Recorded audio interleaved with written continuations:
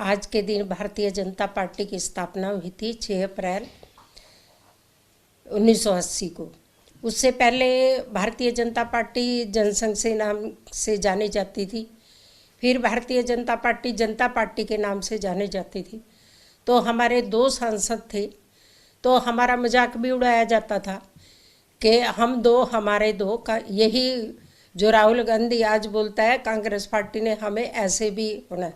तो सबसे प्रथम जनसंघ के हमारे जो राष्ट्रीय अध्यक्ष थे दीनदयाल उपाध्याय जी, डॉक्टर श्यामा प्रसाद मुखर्जी, तो उनकी जोड़ी के बाद जब भारतीय जनता पार्टी बने तो हमारे राष्ट्रीय अध्यक्ष स्वर्गीय भारत रत्न अटल बिहारी वाजपेयी जी बने और उनके साथ अटल अडवाणी की जोड़ी 50 साल तक चलती रही। आज यशस्वी देश के प्रधानमंत्री नरेंद्र मोदी जी और अमित शाह जी की जोड़ी है। आज हमारे राष्ट्रीय अध्यक्ष जो हमारी पार्टी का 47वां स्थापना दिवस है, तो उससे भी कम उम्र के राष्ट्रीय अध्यक्ष है। हमने अपना संघर्ष 2 से 85, 85 से 161, फिर 285, 303, तो ये संघर्ष हमारा भारतीय जनता पार्टी का मंडल अध्यक्ष का, जिला अध्यक्ष का, बूथ अध्यक्ष का जो लगातार संघर्ष कर रही है। और 11 साल में 12 साल हो गए।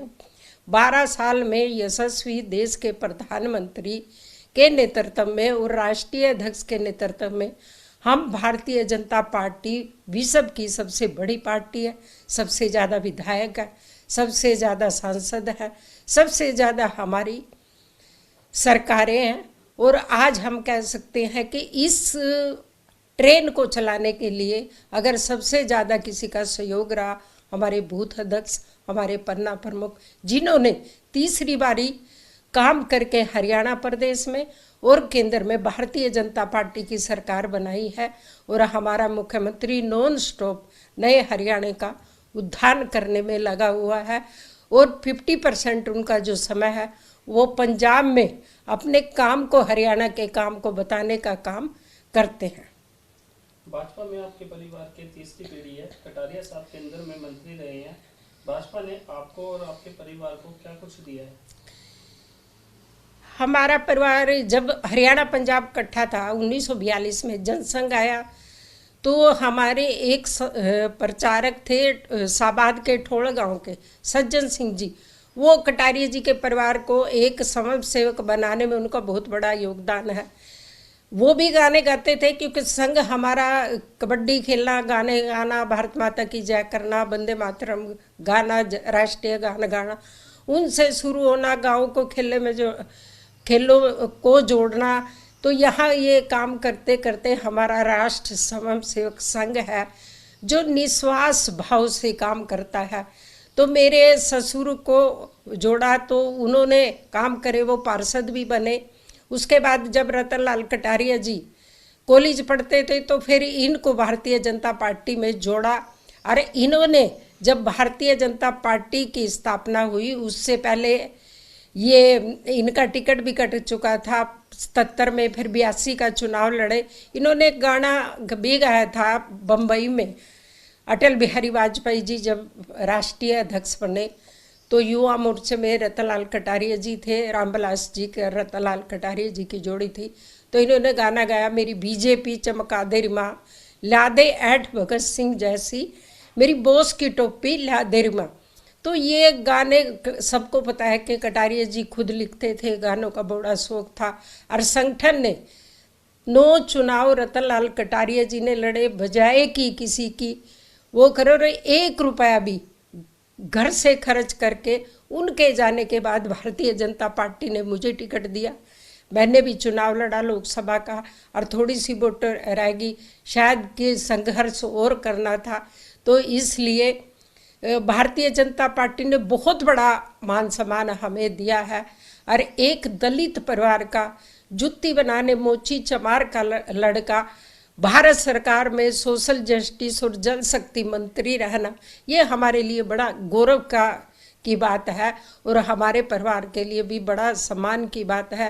और यशस्वी देश के प्रधानमंत्री ने जो सम्मान हमें दिया, तो इसका मैं यशस्वी देश के प्रधानमंत्री नरेंद्र मोदी जी का भी धन्यवाद करती हूँ।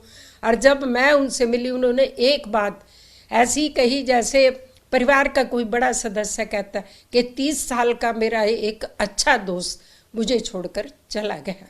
उन्होंने ये दुख व्यक्तिगत मेरे से साझे किए, तो इसलिए मैं कहती हूँ कि भारतीय जनता पार्टी में मेरी चिंता करने वाले हमारा संगठन बहुत बड़ा है। इसलिए मुझे भारतीय जनता पार्टी में काम करने में और मान सम्मान की कभी कोई दिक्कत नहीं आएगी।